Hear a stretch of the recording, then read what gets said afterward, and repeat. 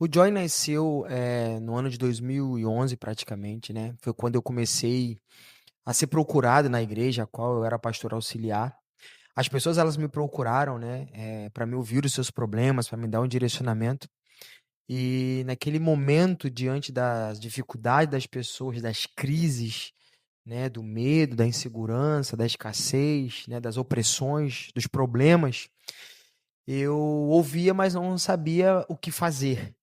Né, eu ouvia ali e terminava: "Vamos orar", né, e acabou que eu comecei a ser um bom ouvinte, eu comecei ouvindo, né, e quando eu comecei a ser muito acionado naquele momento, eu comecei a pedir Deus ajuda, falei: "Deus, eu preciso ajudar essas pessoas, né, eu não quero só ouvir e falar para elas: 'Vamos orar', eu quero dar uma solução para o problema delas". Daí, eu acredito que veio, né, algo transcendente, né, algo do espírito mesmo, que começou a direcionar algumas coisas. Então eu já não só ouvia, eu ouvia e direcionava, eu ouvia e direcionava. E daí eu comecei a ter uma percepção, Henrique, que eu comecei a criar um método.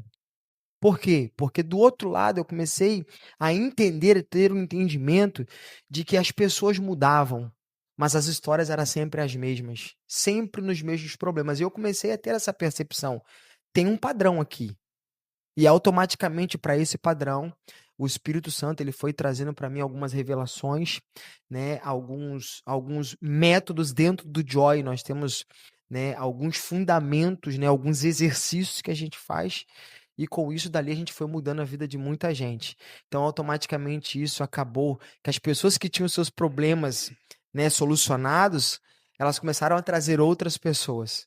Né, e daí eu, dentro de tudo isso, eu comecei a ter esse direcionamento do espírito, né, procurei uma formação terapêutica, né, após alguns anos, para tentar não só entender essa linhagem do espírito, mas tentar entender a genética, né, do ser humano, a psicologia, a psiquiatria, né, e me formei em terapeuta, né, e criei um método sobrenatural que é chamado método Joy, né, a jornada de obediência a Yeshua HaMashiach.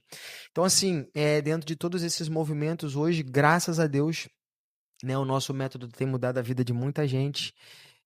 Pessoas têm passado, né, pela nossa imersão, pela nossa mentoria, não sei como é que as pessoas querem chamar isso, pelo nosso gabinete, pelo nosso atendimento, e literalmente a vida dessas pessoas, elas